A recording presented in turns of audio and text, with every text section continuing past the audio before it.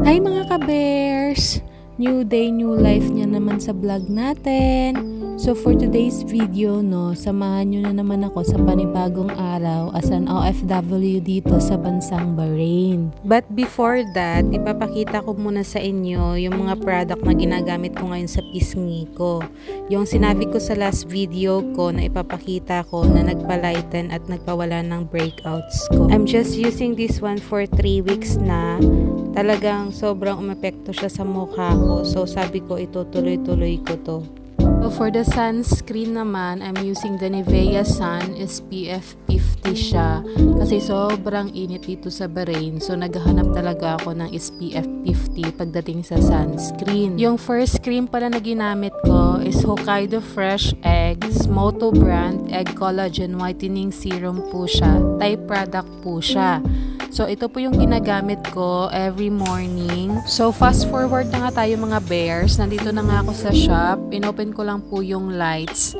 So, bali dito po ako nagtatrabaho. Flormar brand po siya. Makeup product po siya. Made in Turkey po. So, well known po siya dito sa Bahrain. Gawa na yung mga Bahrainis is mahihilig po sila sa mga makeups. So, beauty advisory po tayo dito. Char. Beauty advisory pero hindi naman marunong mag-makeup.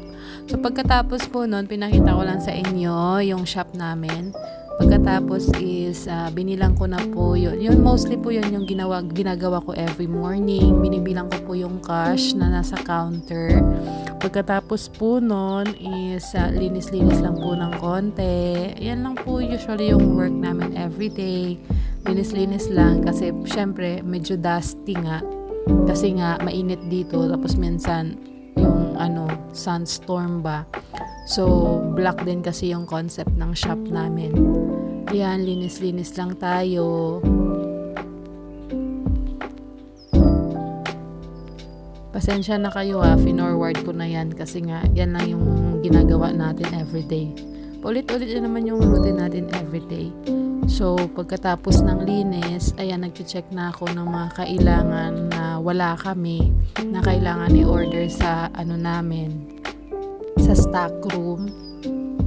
Yan lang naman mostly ginagawa pag morning shift ka. Diyan kasi morning shift ako. So, binibilang ko yung mga product na meron kami at saka wala kami. So, yung mga wala kami, yun yung orderin namin.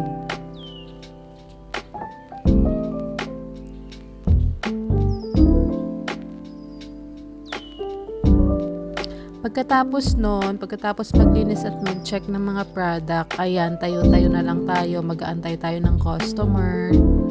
Yan na naman yung ginagawa natin everyday. Ayan, may customer ako dyan. Yan.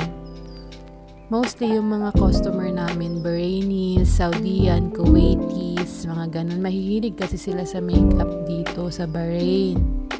So, pagkatapos nun, ayan, tayo-tayo lang din, palakad-lakad. So, after niyan, dumating na yung evening shift.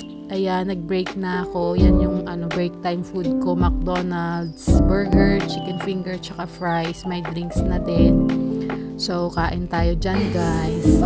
At pagkatapos ay 6 o'clock na PM. Out na ako dyan. Pinukulit ko na yung mga kasama ko kasi the next day off ko na. So, Thursday na kami magkikita. Kinukulit ko na yan dyan sila. So, ayan, nag-aantay na ako dyan ng transport ko. Free company transport kami. So, walang problema sa transport. Medyo traffic nga lang pa uwi. Nakakaramdam na din ako dyan ng gutom. Kaya chinat ko yung asawa ko. Sabi ko, dadaan ako sa shawarmahan. Kasi favorite namin ni Daddy yung shawarma. So, habang inaantay ko yung asawa ko, ayan, nagbi-video lang ako dyan. Ako bumili ng shawarma. Ayan yung shawarma nila. Yan yung well-known dito kapag nasa Middle East ka. Masarap yan siya.